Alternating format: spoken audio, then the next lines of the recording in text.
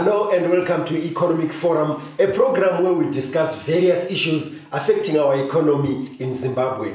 These can be issues to do with mining, with agriculture, with tourism, with information technology, and many other facets of life. We discuss them here in order to unpack them and see what impact they make on our economy. My name is John Mazuru. Today we want to look at the potential of medicine or our natural medicines for export market. Nowadays it's very common to see medicines from all over the world, yet we have the potential of developing our own medicines and also making money through exporting them to different countries. And this is the topic that we would like to discuss with Professor Mazuru Gundidza, who is an expert in that field. He is a medicinal chemist. Welcome, Professor. Thank you very much, John. Yes, a very interesting topic about our natural medicines, because the starting point is that we generally frown upon them and look down upon them in favor of the Western medicines. I think that should be our starting point, because you'll be hitting hard ground if you don't solve those perceptions. I've come a long way to try and convince the public, especially here in Zimbabwe, about the potential and the importance of natural medicine as part of the health delivery systems in this country. And I started as early as 1981, and all along, right up to a few years ago, there was serious stigma about natural medicine or traditional medicine. People call me names, Zinata, whatever you probably. And up to now, we've managed to convince the public, to convince a lot of people that natural medicine or traditional medicine is here to stay and it's on the rise. Why on the rise? It's because most of the drugs on the market, especially on the NCDs, the NCD standing for non-communicable diseases, are palliative. They don't actually cure, they alleviate pain. But natural medicine or traditional medicine, including diet, actually can cure quite a number of these diseases as that I mentioned before, cancers and so forth. Yes. Now, with your activism in that area to make sure that natural medicines are accepted, are they now found in hospitals? Because it's very rare when you get to a hospital to say, I need this, and you're given a natural medicine. It's usually traditional medicines. They are not in the hospitals right now, but I'm pleased to announce that the government has actually accepted that this kind of therapy is important, and they've started introducing training programs to this effect, like the acupuncture training program at Parenyatwa, which is run by Chinese. And I'm quite convinced with time we'll have a traditional medicine practice in side by side with allopathic medicine. As we speak right now, Professor, is this being taught at tertiary institutions? Is natural medicine also being introduced? I know there was a course, when I browsed through the curricula of medicine, that there's community medicine, but natural medicine? No, not really. It's not taught widely, but I'm pleased to announce that we have completed the syllabuses for the training of natural therapist cadres, the new cadre. We have been hired at one time by the Minister of Higher and Tertiary Education to develop these programs, and we have finished. We finished the National Foundation course the national certificate course, and now I'm almost finished the diploma course right up to degree level, so that we train a new cadre in this field. The sentiments that we've heard, Professor Gundidza, are that people rush to those medicines because they are affordable if they've got cancers and other incurable diseases, and they will say that I've been healed and so forth. But when they go to the hospital, the doctors then say, you know, you took a long time taking these medicines and you are now in a worse off condition. I remember one medical practitioner addressing us, you know, as a man somewhere, saying that this is the tendency we have. We take these medicines because they are affordable right now, and then we only go to the hospitals for the Western medicines when the situation is worsened.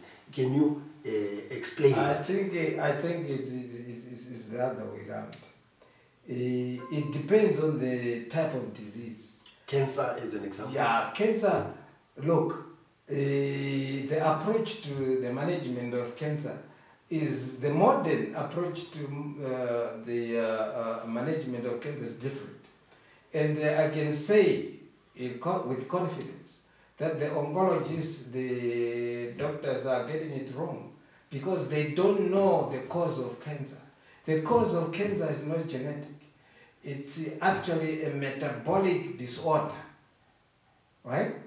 Which leads the cells to produce energy through fermentation, not the normal respiratory pathway, so to speak.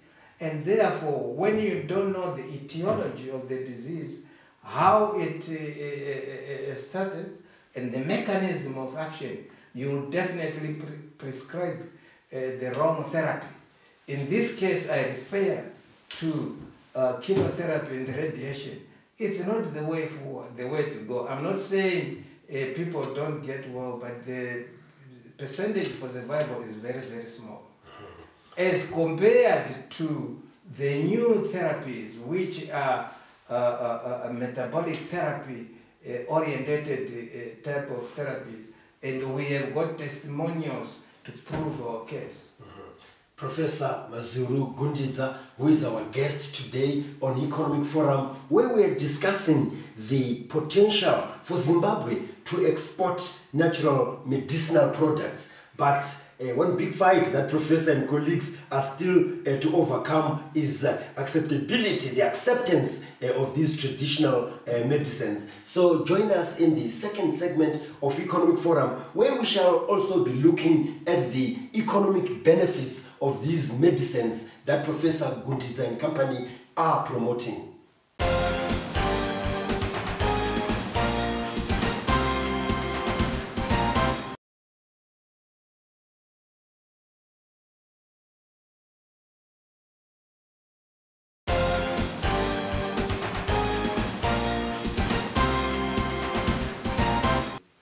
We are now in the second segment of Economic Forum, where today we are looking at the potential for Zimbabwe to export medicinal or natural medicinal products with medicinal chemist Professor Mazuru Gundidza.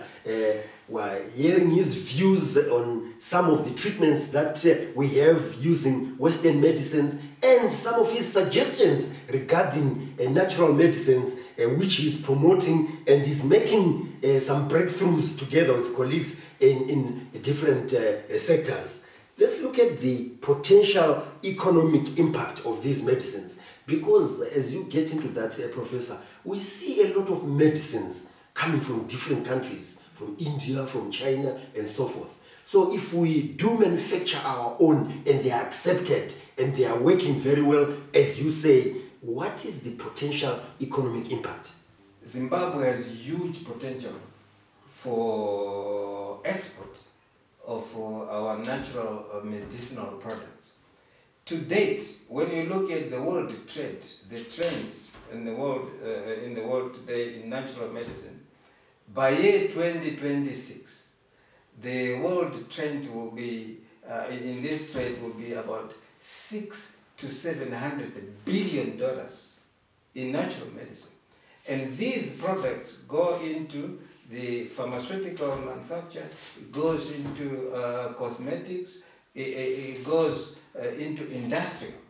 And the world is looking forward to Africa to produce these products as well as raw materials for this. And I feel Zimbabwe stands a very, very good chance to tap into this new market, perhaps using the blue ocean strategy, doing more with less. And we have done extensive studies for the potential for Zimbabwe to export these products.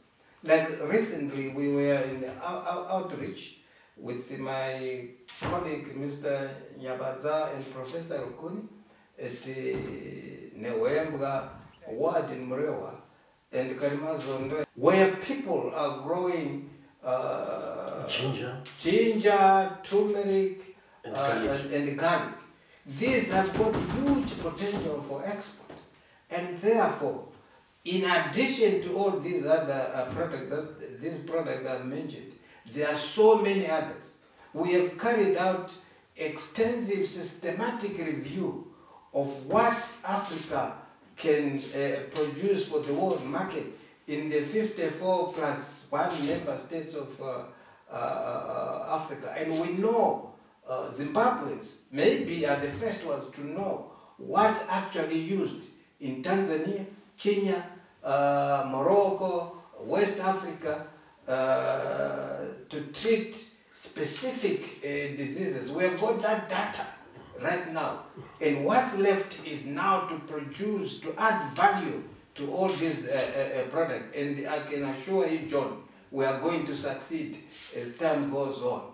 Professor Gundiza, you remind me during the tenure of former President Thabo Mbeki of South Africa, yes, where he was talking a lot about the value of garlic, and he was frowned upon, you know, that was at the height of the AIDS scourge. Now, how do you plan to escape from those attacks? Well, the evidence is quite obvious. We have got lots of patients that we have treated. Patients that have had problems with the allopathic type of medicines. Because as I said perhaps earlier on in various fora, that allopathic medicines cannot cure non-communicable diseases, right? They just alleviate the pain. But when you look at alternative medicine or traditional medicines, they can actually cure. There are a number of testimonials that I can bring forth if anybody wants evidence to this effect. And I call upon my fellow medical practitioners on the allopathic side to come together with us and devise a therapeutic regimen that will be useful and have impact on the health of our general public. As we conclude this segment, Professor, there is an adage, I think it's extracted from the Christian Bible, that says, a prophet is without honor in his own land. Yeah. Now, if these medicines are not acceptable or are not easily acceptable in your own country, how do you expect to make money out of them elsewhere? Well, you have brought in a very, very good point to this effect. It's not that they are not acceptable. It's that there's a problem with the registration of these medicines. We borrowed the regulations and put them in our constitutions, and we've got regulatory bodies like MCAS, for instance, the Medical Control Authority of Zimbabwe, which have got stringent regulation to register a product. And they are absolutely right. Because at one time we wanted to export the product to to one country, and they asked us a question: are you using this product in your country? We say yes. He said, where is the registration certificate? We didn't have the certificate. So they went on to say, you want us to become guinea pigs of your product? register your product in your own country so that you can facilitate imports of your product. Professor, I would like to stop you there. We'll continue in the third segment with your very informative points that you are bringing up. That's Professor Mazuru Gundidza, who is our guest today on Economic Forum. And we are talking about the potential for Zimbabwe to export natural medicinal products. And we are hearing the views of the professor, which we'll continue listening to in the third and final segment of Economic Forum.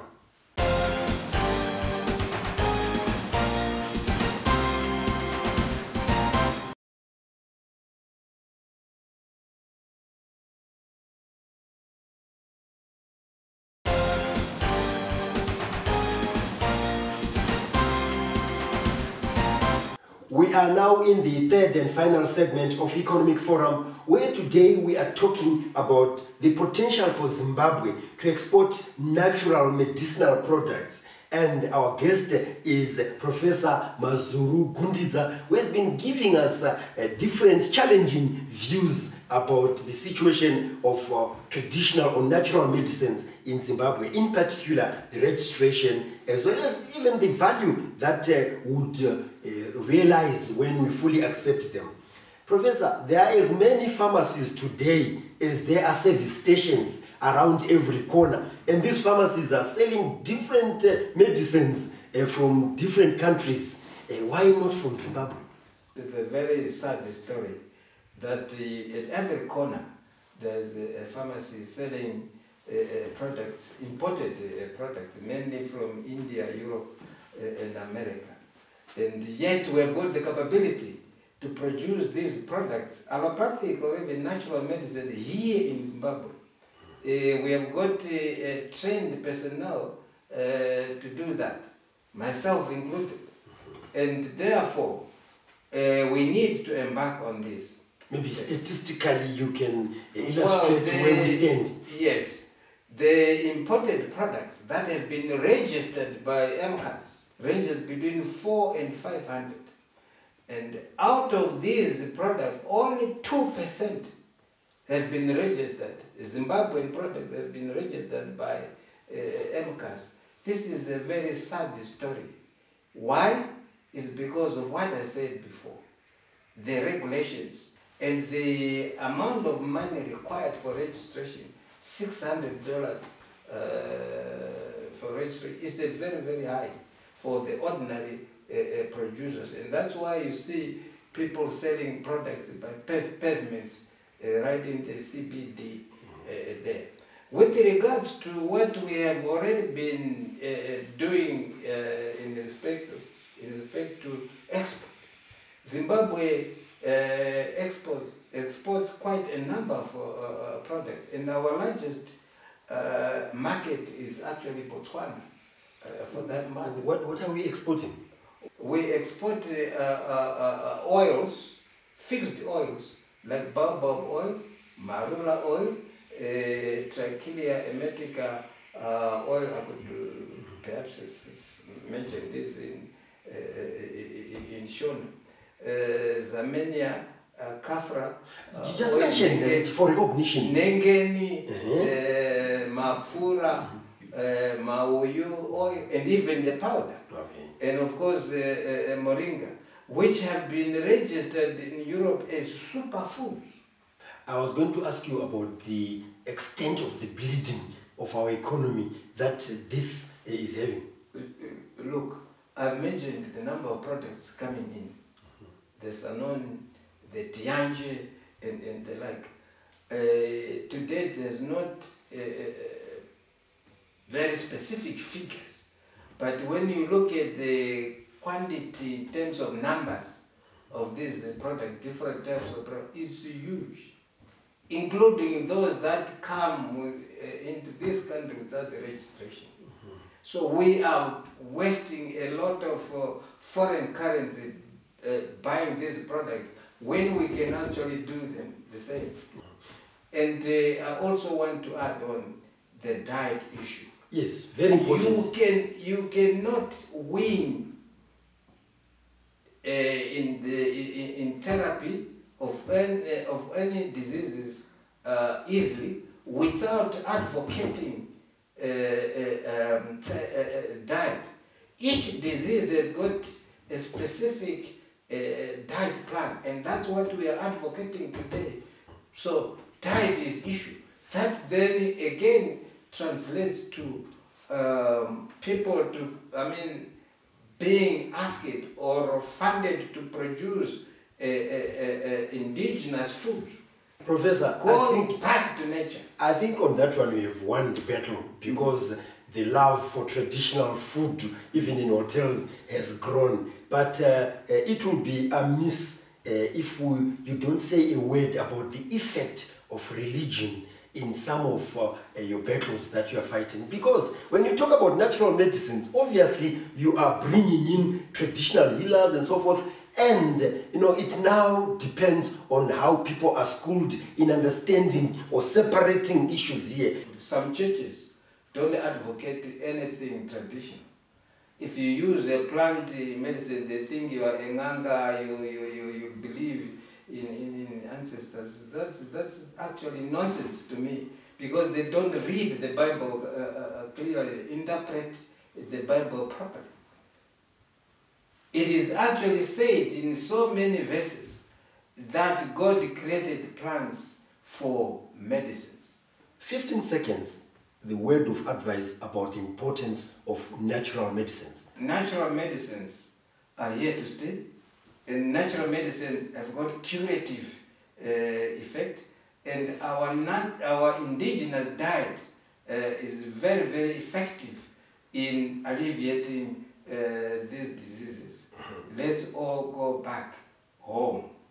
Professor Mazuru Gundidza was our guest today on Economic Forum, where we were discussing the potential for Zimbabwe to export natural medicinal products. We'd like to thank you very much, Professor, for all those points, all that advice that you have given us. If you'd like to get in touch with us, you can do so on the numbers that are showing on your screen. If you'd like to engage with us, especially about the points that were raised by Professor Gundidza here, you can do that on our social media platforms, which again are showing on your screens. If you have missed some of the episodes of Economic Forum, you can view them on our YouTube channel, which is Economic Forum Zimbabwe. So on behalf of Professor Mazuru Gundidza, who is a medicinal chemist, and the production crew, this is John Masugu wishing you happy viewing.